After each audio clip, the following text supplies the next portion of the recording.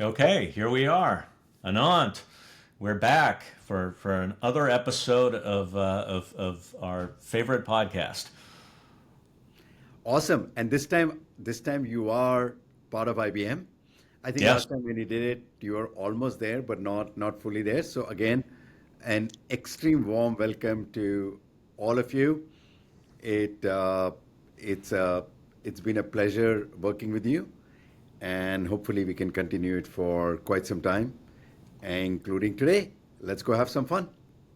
Awesome. Yes, yes. Anant was referring to the fact that that DataStack's now officially part of IBM, and super excited about that. Great stuff for all the developers and enterprises that are using us for, among other things, for RAG, which is going to be one of the topics that we get into in depth today, unstructured data, and how people are using it to build retrieval.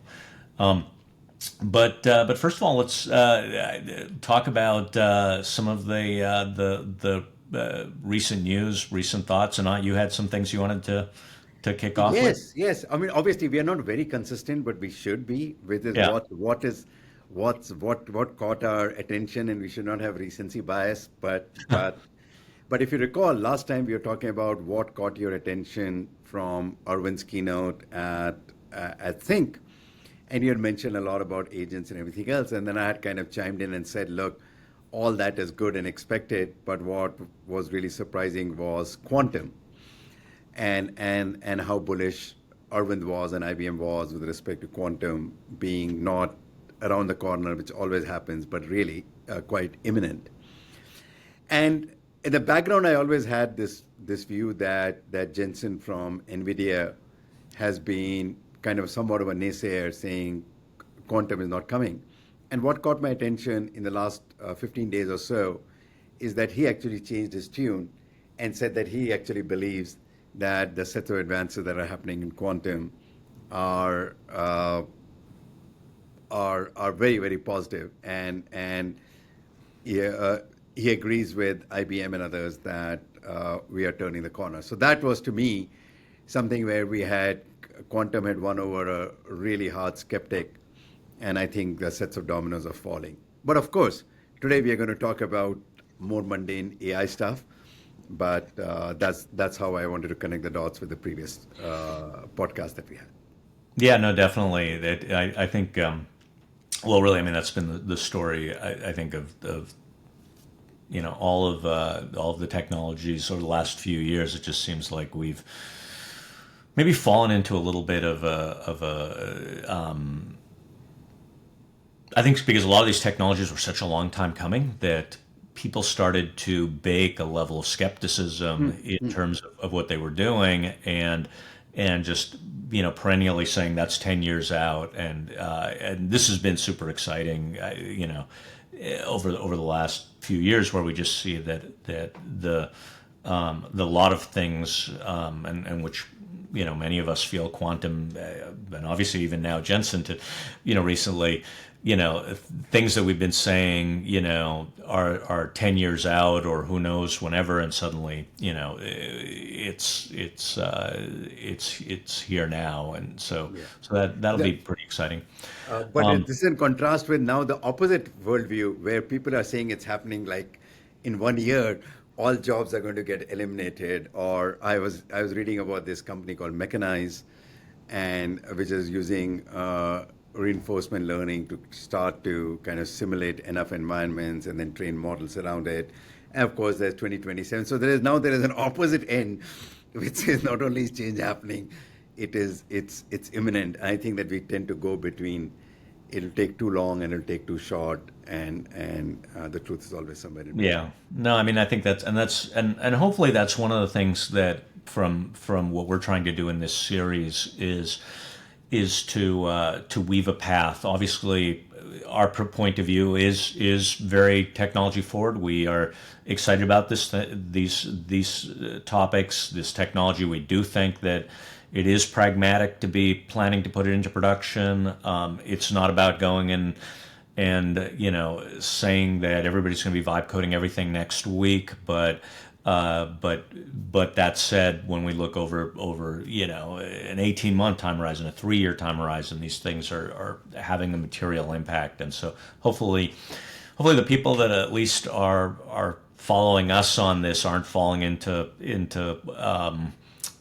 one of those two camps. I figure they're either off on Twitter following whoever Levels or whatever vibe coding hero that's out there, or they're curmudgeonly reading Gary Marcus and saying this stuff's never going to work ever. You know, Yeah, yeah, exactly. we'll navigate a path between those two. Awesome, man. Yeah. Cool. So one of the things that we are going to touch on today is really some of the issues around pulling data in, and how that leads to dealing with accuracy challenges, and really I think, at least for the conversations that I'm having with folks, is really at the intersection of where most companies that are trying to put this stuff into production are grappling with. It's not about the AGI question or what have you. It really just is the fact that businesses have a significant amount of data and knowledge that, if they can unlock in a very reliable and repeatable way, is going to be the path to having a huge amount of business impact. So that's one of the topics or our primary topic for today. Awesome. Let's go. Let's dive straight in. Great. Rag. So Yeah, yeah. Rag, so I rag, mean, rag, rag. Okay. well, rag is probably is the starting point, and I think it's useful to recap a little bit some of the things that happened over the last couple of years on this, right? And obviously, we saw the introduction of LLMs and chat-based interfaces, and really the question that a lot of people looked at was to say, how do we take that and how do we put that to work with our specific information, domain-specific information, business-specific information. And there were a couple of answers around that very early on. People talked a lot about,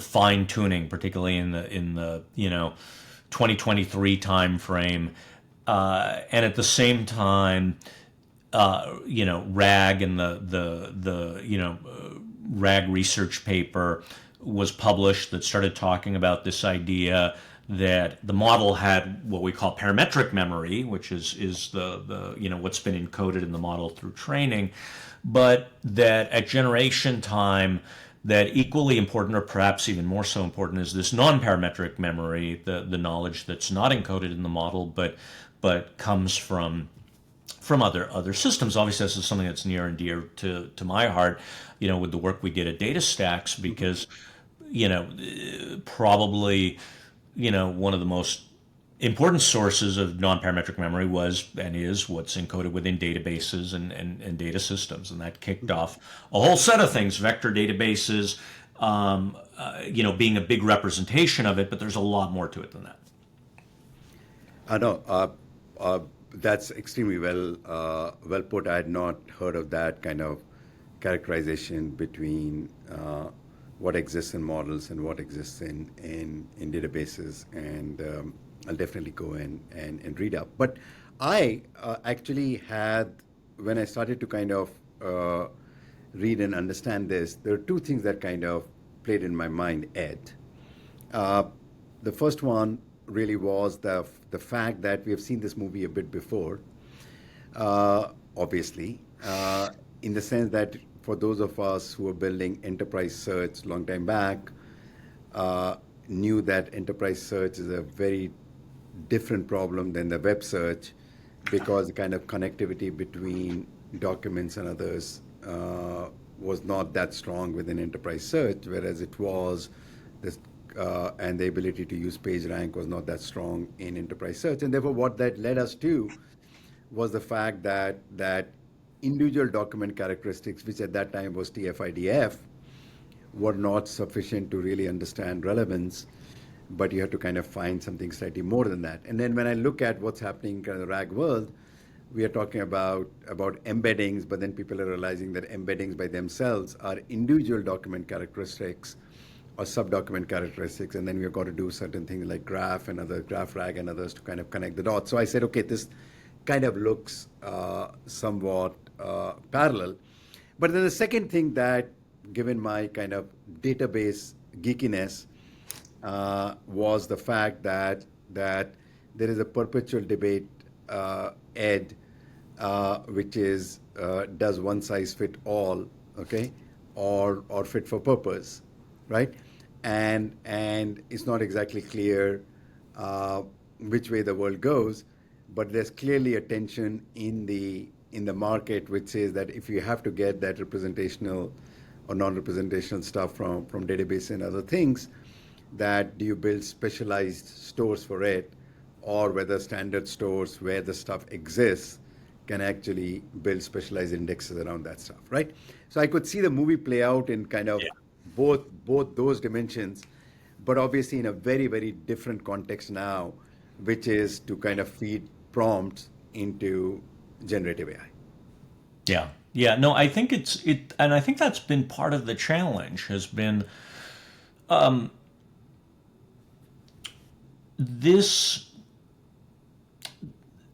technology has caused a bunch of different camps that had largely sort of broken off in different directions to be all pulled to the table. And you had your model folks who had one point of view, and we can talk about that in a bit in terms of really this idea that that the model somehow ends up being your source of truth, which Yes. I think we Source of truth and hallucination. yes. Well, I mean, I get why the model folks come from that point of view, but it was never realistically grounded in the realities of data as it exists in the real world. But as you were pointing out, all that being aside, the fact that you had your search problem, which is deeply rooted in, or at the very least has a fairly large dependency on the nature of dealing with unstructured data and a lot of relevance issues around that. With the fact that there's a lot of structured data that people expect to be part of the search problem, and this has been an ongoing issue for many years, and people have had to take these approaches and typically wed it with some form of data architecture on top of it, because you've got your systems of record, you've got your various forms of secondary indexes that can span these.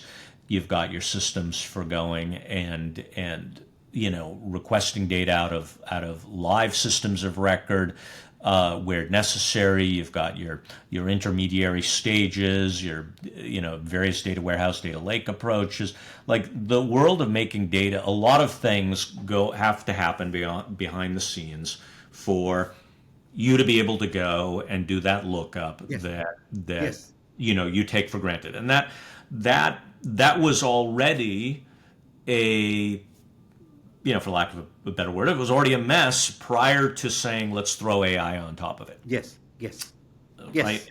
And so then the questions became, can you take a purely model-centric approach? Should we be going and taking all of this data and somehow training it into a model? Should every business be going and fine-tuning or creating their own models around their data? A lot of these ideas were things that I would regularly, and I know you as well, but as we would go and meet with various enterprises that were navigating this, these were the points of view that were very prevalent, and I think that essentially you needed a data architecture that would allow you to to figure out where the sources of truth were, where the systems of record, but to leverage those in an appropriate way within, what some of the analysts would use the term, system of engagement or system of interaction, which is essentially where the model lives, or at least within most of these knowledge-based type of apps, where it lives. And so I think what we're seeing now is the emergence of an architecture that supports, sort of agentic inquiry, if that makes sense. Now, from a pure database pers- person perspective, I know why all of that is needed in order to feed the right context into the models, and we agree that fine tuning is not necessarily the answer in most cases for various reasons. You and I have talked about the fact that fine tuning is not easy to do anyway. You can't really fine tune your way out of frontier models because the weights are not available to you. And also you can't fine tune your way out of more recent data and everything. And so fine tuning has it. Well, definitely helps for orienting your model, particularly around specific domain concepts. Yes. And yes. Yes, but it has its limits, and therefore that's why RAG was born, and that's why RAG kind of plays an extremely important role out there. But we know that the biggest variance, no, we don't know, but I'm just asserting here, the biggest variance in how LLMs respond to you is the kind of careful prompting, right? And we have seen so much of, oh, this Claude's prompt was leaked, or this was leaked, and everything else. And therefore, that looks like somewhat of more of, from a pure kind of scientific perspective, that looks more like an art than science, because you're saying, either you're saying expletive words, or you're saying don't blackmail me, or you're saying please, please, please, or whatever. It just sounds very non-scientific to me. And then when we add RAG to it, now we have taken something that is slightly kind of artish as opposed to science-ish, and now we have kind of added yet another component to it, which is somewhat, look, have I retrieved the right things, and what was it, right? So just from a pure science perspective, it seems a bit of a bolt-on to me, okay? As opposed to kind of principled, everything is captured in the weights, and it is what it is, and everything else like that. So that's why I've just, the scientist in me is not, I know there are lots of hard problems to be solved in RAG and everything else, but the scientist in me still finds it a bit unscientific, if I may say so. Yeah, I mean, I recall, Wolfram had written something a year or two ago to that effect. Oh, yeah, Wolfram had, yes, I remember. Yeah. This big tome on this one that I hadn't, I don't recall fully now. Yeah, no, it was good. It was actually, but anyway, yes. Thankfully, I'm not a scientist. I am an engineer, which means I just hit it with a hammer until it works. Okay, now you made it sound like a pejorative thing for me. Okay, thankfully, I'm not a scientist. But yeah, there is. And honestly, I think that's a valid point, and it is worth calling out, because at least when I talk to a lot of folks, I they struggle with it, and I go and say, no, look, don't fall for the marketing hype. At the end of the day, the one part that is true is there's a lot of trial and error, and what trial and error means is, it is more than art. There are certain aspects of it that are more art than science. You will take a look at your construction, your prompts. You will take a look at your, for example, your document ingestion. One of the areas that ends up being, an area where a lot of people spend a lot of time and effort. Somebody made this point a few weeks ago, which was, effectively to the point you're making, which was that they were like, that they've been doing databases for many, many years, and, what does this accuracy thing mean? It's like, you either retrieved the result or you didn't, right? And so for a lot of database folks, this accuracy piece and how to measure accuracy and what goes into that ends up being a big deal. Yeah. No, exactly, And exactly. No, and of so course. yeah. I know who you're talking about. We won't name them. Hey, so a few other things. As you can see, I want to kind of take a bit of a point, slightly different than yours. Yep. Uh, you are you love RAG for what it can do. I like RAG, but don't uh, love RAG for the reason that I just mentioned. But I'm going to kind of ask you a series of questions about where the world is going forward in the future. So one is, everybody says that RAG will, not everybody, sorry, the skeptics say that RAG is irrelevant once the context windows become really, really large. What's your view there, Ed? So generally, the people who say that sort of thing are people who are trying to sell you a model. I I think that large context windows are a wonderful thing for building RAG applications. Look, there's doesn't matter how big the context window gets, we have plenty of data to fill it with.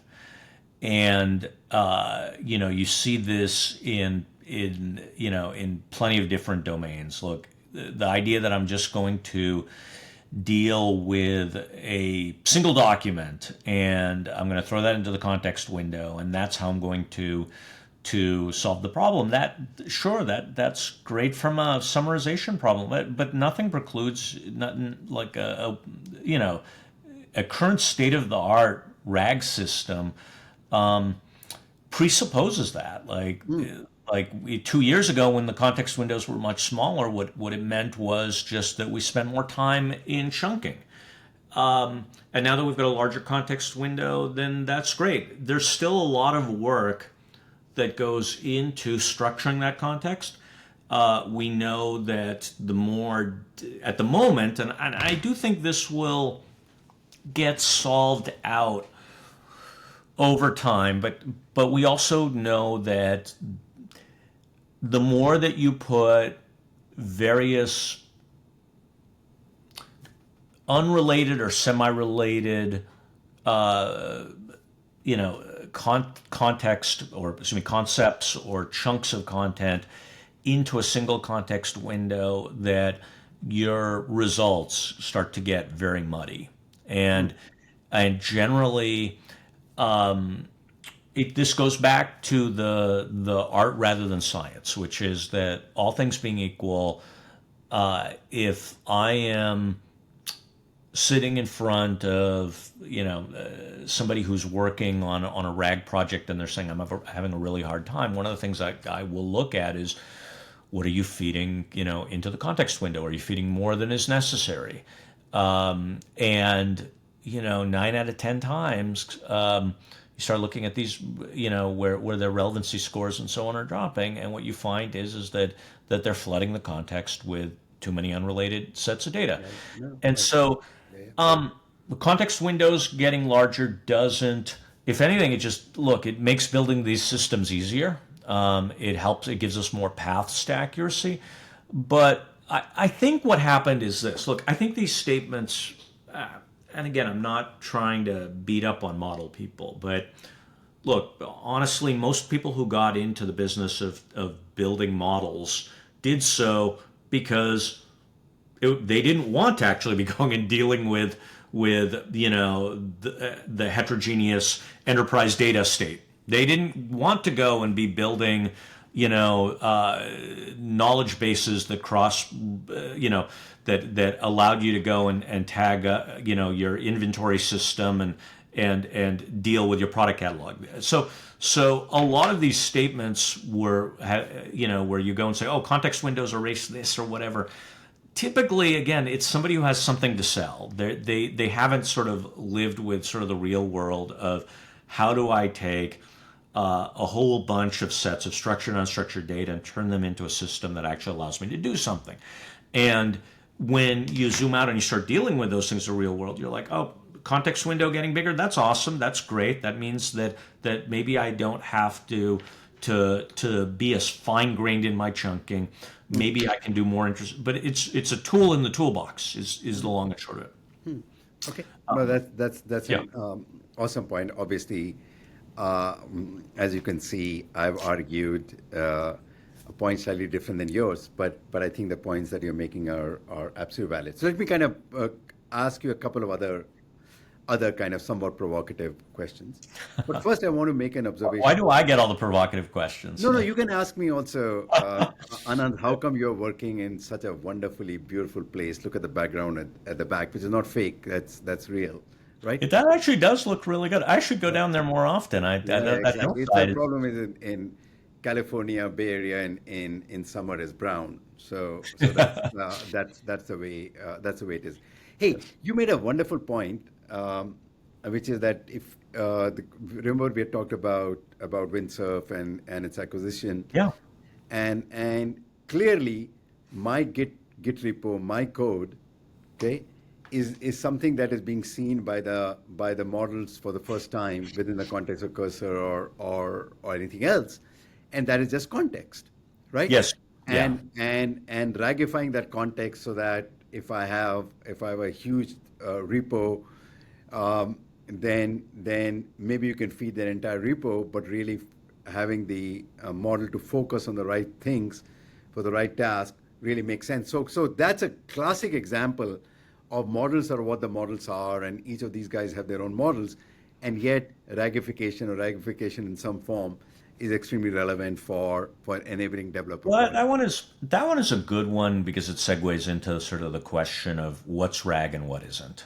Now, again, there's a lot of vendorification of the space, and that's like and not just that. Like everybody wants to either, whether it's from the academic side, everybody wants to go and promote their research paper as the new thing, and then from a vendor standpoint, all vendors, and of course, we're vendors too, are trying to create differentiation. So this question is this RAG and it's not RAG? Oh, we don't do RAG, right? Ultimately, like, going back to the basics, if it isn't parametric memory, meaning it's not in the model, it's just RAG with extra steps.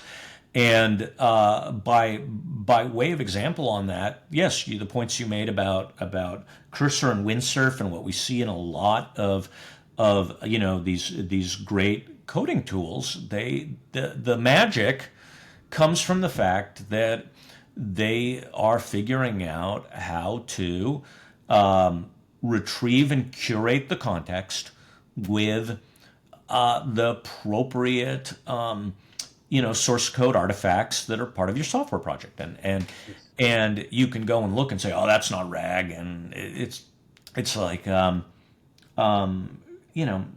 we can play semantic stuff, but essentially they are doing retrieval to augment the generation. Excuse me, and essentially a lot of work goes into that, and specifically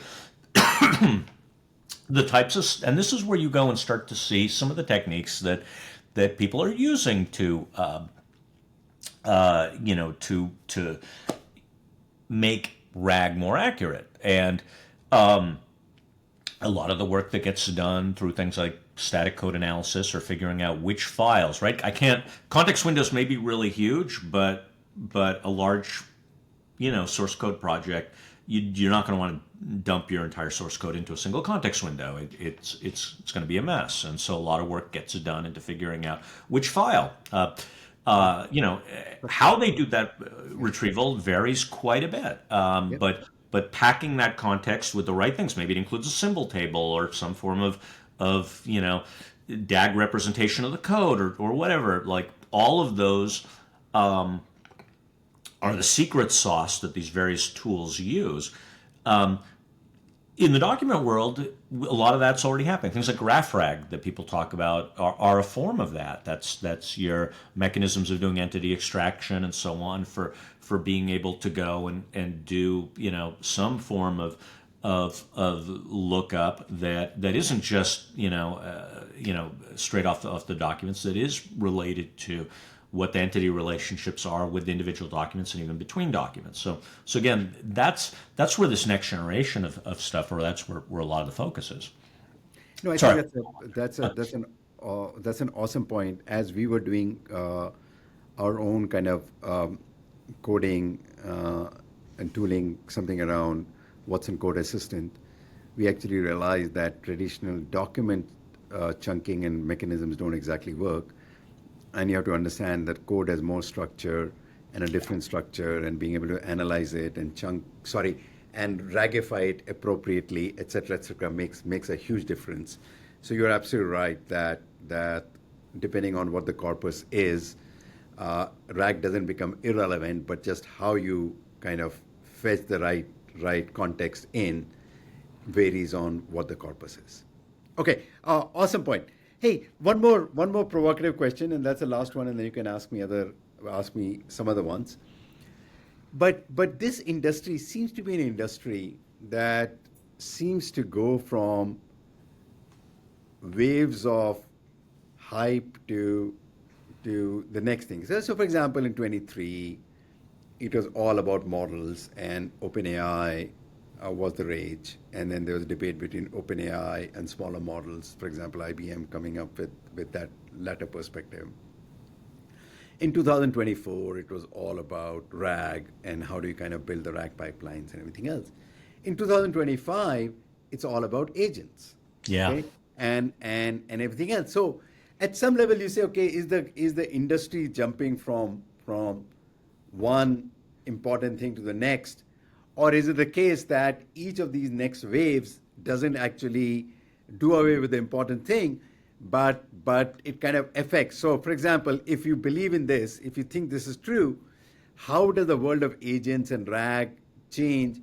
Agents can use RAG, but how you RAG, does it change in this agentic world, etc.? What's your view out there with kind of this current wave, which is no longer about RAG, but it's agent?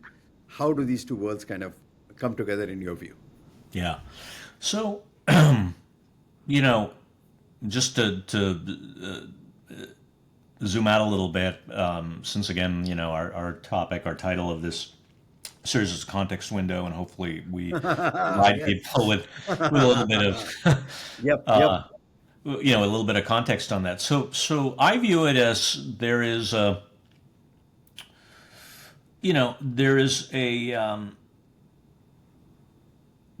walk, and not so random walk, but a walk through the problem space, and then at the same time, in parallel, there's sort of a walk through the value space, and a lot of the buzz and the hype is where people are trying to attribute value. They're either trying to capture a corner or promote the value of what they're doing, and so that ends up where you get these cycles. But for me, and I know you and I have had this conversation many times, that at least from a practitioner, from an implementation view, that's why I said it's a not so random walk, because I actually think that these things all build on each other. I think that we look at where agents are,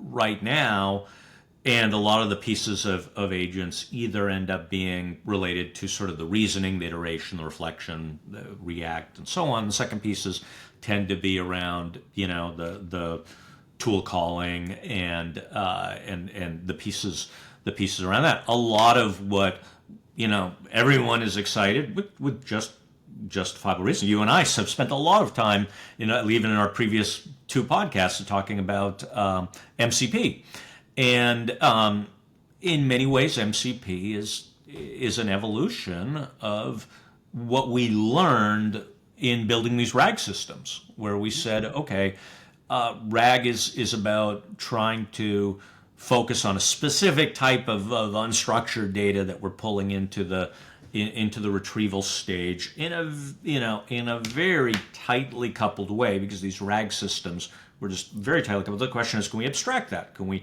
rather than just saying, let's hard code that the system should always go to some form of database, we abstract that out into a tool model so that now I can go to APIs, I can go to data stores, I can go to other aspects of my computer through computer tool use and so on. And so that's one piece of it.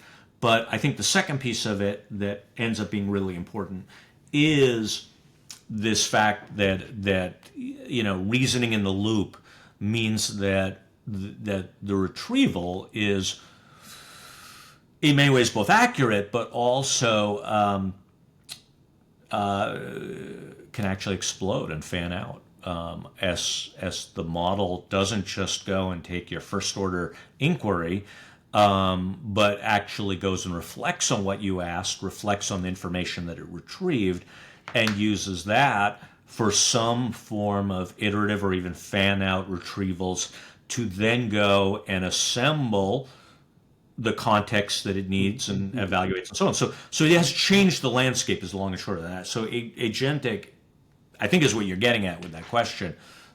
To some degree, yes, it's an evolution, but in many ways literally explodes out the problem. More money for Jensen then. Well, what I will say is it definitely it was a very interesting thing when you go back to his keynote where he talked about tokens, right? And, We discussed that last time. we did, but I honestly, it's just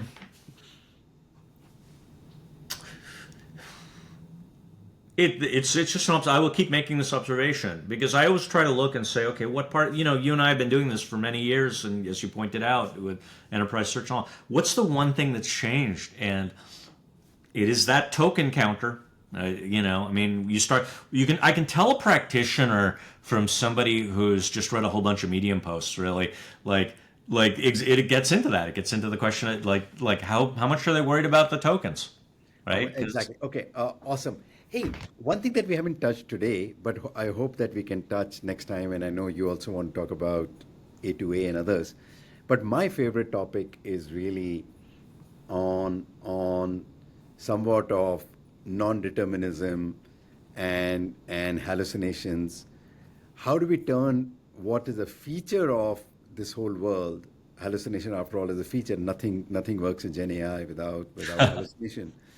Into something that's not a liability, and I worry about that a lot, because in the end, if you remember the quote I had done last time that I think also made it into one of the reels, was that if you can't depend on it, it's entertainment. Now clearly I was making a big point, but then in this kind of RAG world, you're stringing together a set of kind of approximations. What you retrieve is approximate, how you feed into the prompt in whatever order is approximate, what the Gen AI does approximate, and then you kind of generate that into agents, and agents are right. So you're just kind of multiplying the approximations together, and it makes me a bit nervous that all the excitement that we think about it has to meet this kind of reality of, does it actually work in some environments, or maybe it is the case that the world will evolve to adjust to these kind of variances. I don't know, but I'd like to have that discussion with you and maybe get some expert along.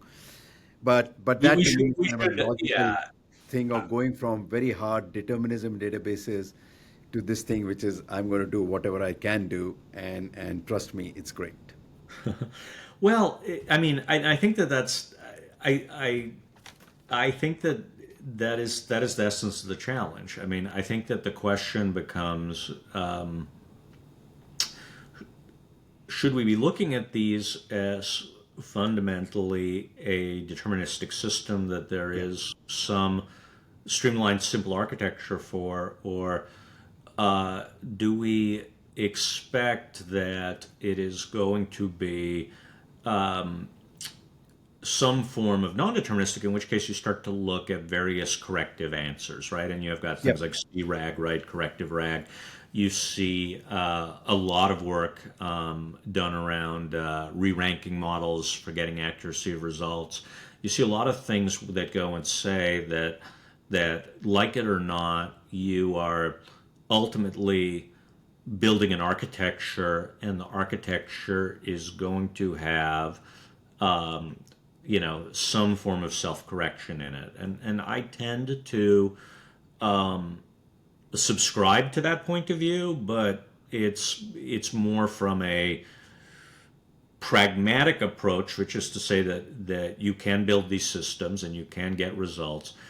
But I also think part of um, the the balancing act is that there's going to be also just some form of understanding as to how to operate with these systems. And so I think that there's a little bit of the meeting in the middle. And the examples I give on that, I'm old enough to have seen previous waves of technology. I'm When you older. had things I'm on older. the web, and people were like, "Oh my God, what if I publish something on my website that isn't accurate?" So people came in and said, "Well, I need very complex approval chains. Nothing can go on my website until everybody has gone and approved it," and that was what caused the content management industry to show up. There was a point of view from a mobile standpoint, which was to say that well, you know,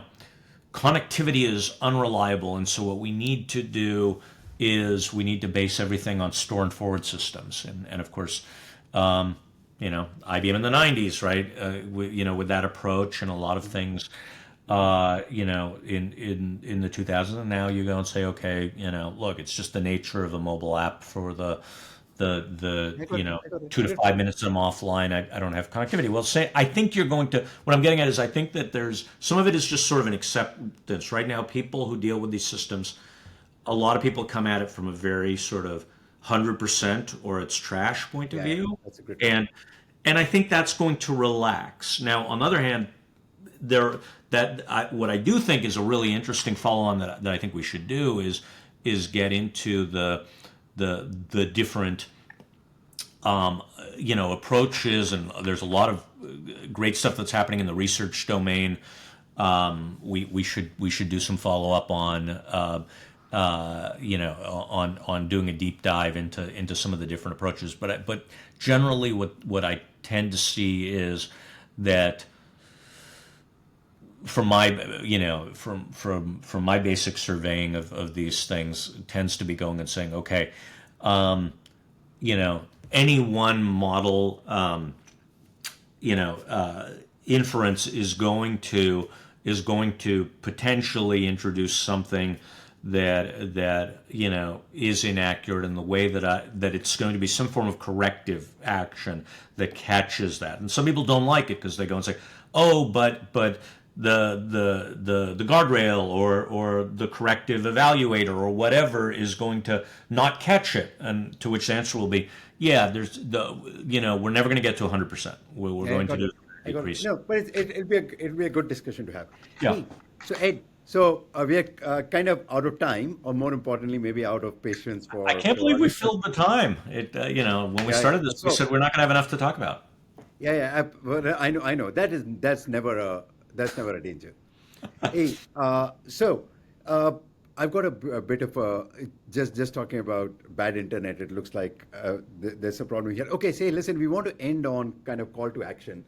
So I can begin, and then hopefully Ed, you can add to it. So I think that what I would say, based on kind of listening to you, thinking about it, and everything else, is that even though agents occupy all your attention, the fact of the matter is that a good data architecture and a good RAG pipeline that feeds stuff into the agents still remains as fundamentally important as before. Oh, So, absolutely.